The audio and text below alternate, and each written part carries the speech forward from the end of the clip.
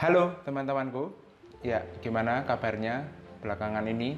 Masih bertahan dalam kondisi di rumah aja, kerja dari rumah, belajar dari rumah. Diakui atau tidak, kondisi seperti saat ini mengubah banyak sekali aspek kehidupan manusia, sampai kepada aspek finansialnya. IHSG melemah, investasi loyo, banyak PHK di mana-mana, pendapatan masyarakat berkurang, harga jual sebuah produk menjadi tinggi, langkanya bahan makanan, dan banyak sekali hal yang ternyata terdampak oleh wabah virus corona saat ini.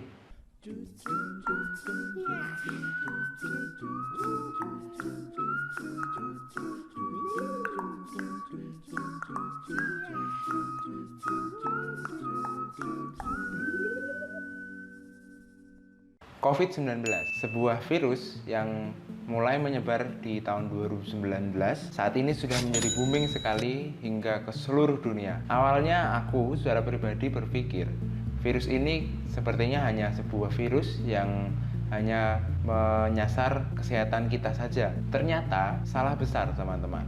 Pandemik virus corona kali ini memiliki dampak yang cukup besar dan signifikan bagi kehidupan manusia. Contohnya perekonomian. Jadi bagaimana? Apakah kita siap menghadapi krisis yang mungkin akan ada dan akan datang? Jika kita masih punya simpanan dana darurat atau masih punya simpanan investasi, kita masih beruntung. Kita masih bisa dibilang dalam level aman atau level hijau, belum ke level kuning atau merah. Nah, masalahnya adalah bagaimana jika kita belum mempersiapkan itu semua? Bagaimana jika ternyata bahkan di pendapatan kita yang sehari-hari atau pendapatan kita bulanan saja masih banyak bocor di sana sini? Apa yang bisa kita lakukan?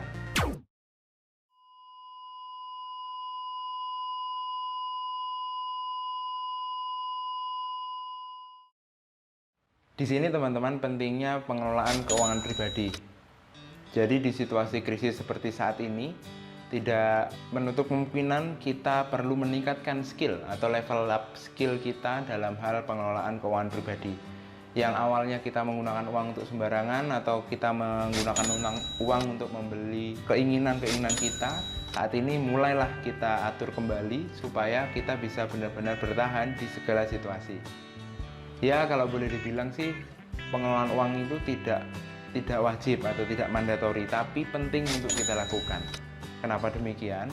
Pengelolaan uang atau keuangan adalah faktor yang cukup berpengaruh pada kehidupan manusia. Tidak percaya? Aku menemukan beberapa studi atau penelitian yang menyatakan bahwa faktanya keuangan atau kondisi finansial seseorang itu adalah stresor yang cukup besar bagi diri manusia. Jadi yang bisa mempengaruhi kesehatan mental kita, salah satunya dan faktor besarnya adalah uang.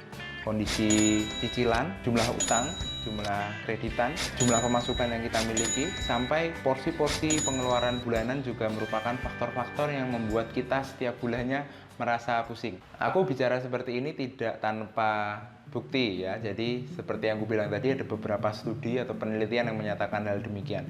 Contohnya adalah APA atau American Psychological Association pada tahun 2016 membuat studi kepada responden di United States atau di Amerika, di mana menyebutkan bahwa sebesar 72% manusia dewasa yang menjadi responden memiliki stres tersendiri terhadap kondisi finansialnya. Selain itu, dari Mental Health Foundation ketika itu tahun 2018 juga pernah membuat survei atau membuat penelitian tentang faktor-faktor apa sih yang membuat manusia stres.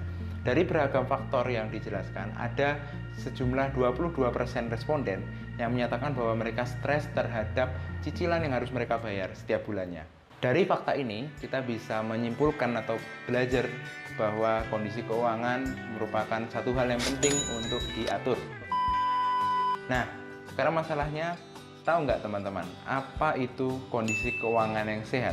Dari beberapa literatur atau beberapa sumber yang aku baca dan juga aku rangkum, ada 5 setidaknya indikator yang membuat kita bisa mengatakan bahwa kondisi keuangan kita sehat atau tidak. Yang pertama adalah kita tahu berapa besar aset yang kita miliki dibandingkan dengan jumlah utang yang kita miliki. Yang kedua, kondisi keuangan dikatakan sehat bila kita punya cash flow atau aliran kas yang baik. Cash flow yang baik adalah kondisi di mana pengeluaran tidak lebih besar daripada pemasukan. Yang ketiga, kondisi keuangan dikatakan sehat jika kita memiliki potensi atau kita memiliki kemampuan untuk menyelesaikan hutang-hutang kita atau cicilan-cicilan kita tepat waktu atau justru lebih cepat daripada yang seharusnya.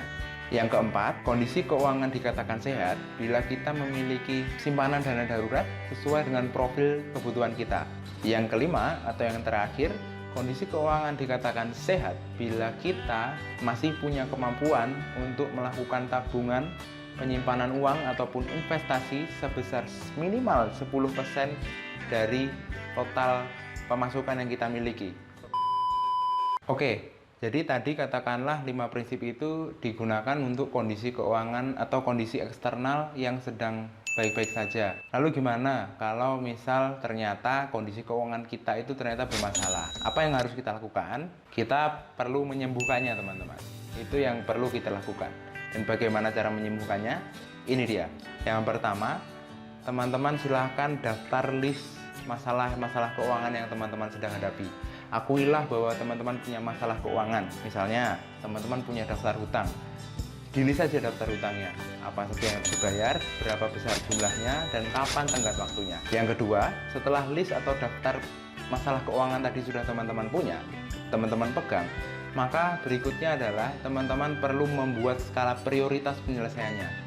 Selesaikan hutang atau permasalahan yang paling krusial dulu. Yang ketiga, jika teman-teman merasa bahwa sudah membuat daftar, kemudian sudah berusaha mati-matian menyelesaikan prioritas utama permasalahan itu, tapi masih saja ternyata belum terselesaikan, maka yang perlu teman-teman lakukan adalah mengubah gaya hidup, teman-teman.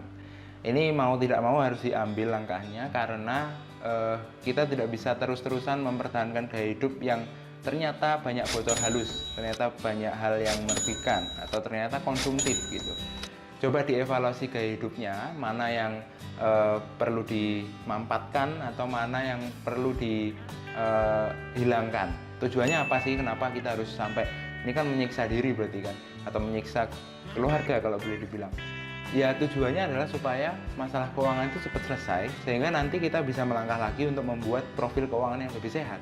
Yang keempat, jika memang dengan memotong kebutuhan sekunder atau tersier itu masih juga belum cukup, ini yang juga perlu kita terapkan, teman-teman. Tidak ada salahnya kita menjual aset yang kita miliki, aset guna yang ternyata bisa kita uangkan atau kita gadaikan dulu, itu bisa dialokasikan untuk membantu menutupi atau menyelesaikan permasalahan keuangan atau utang yang masih harus kita bayar.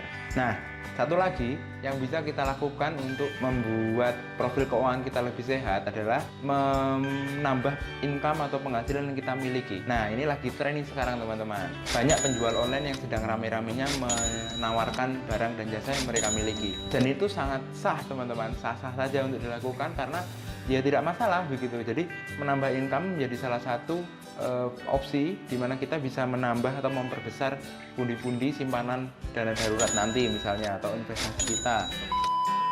Sesungguhnya aku yakin jika langkah-langkah tadi kita lakukan dengan konsisten atau kita telaten melakukannya, lama-kelamaan lambat laun kondisi keuangan kita akan sehat kembali dan kita bisa kembali menyusun profil keuangan yang lebih baik. Kira-kira seperti itu, teman-teman. Bagaimana kita menghadapi situasi yang penuh tantangan seperti sekarang ala aku. Jika teman-teman ingin diskusi, teman-teman bisa isi di kolom komentar atau ke beberapa akun media sosialku. Terima kasih, teman-teman. Selamat menikmati hidup ini dengan lebih baik.